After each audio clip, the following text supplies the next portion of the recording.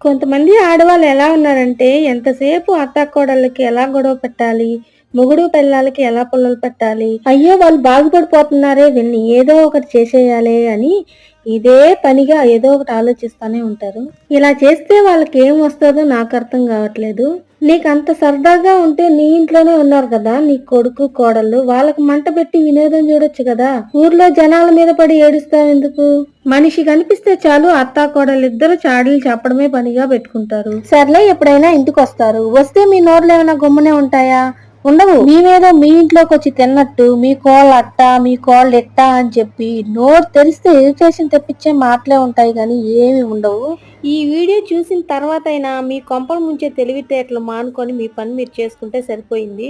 ఇలాంటి వాళ్ళని మీరేం చేస్తారో నాకు కామెంట్ చేయండి. ఎవరైతే ఎదుటోళ్ళు బాగుపడేది చూసి ఏడుస్తా ఉంటారో వాళ్ళకి ఈ వీడియో అంకితం అబ్బా. అంతే ఈ షార్ట్ వీడియో. Bye bye.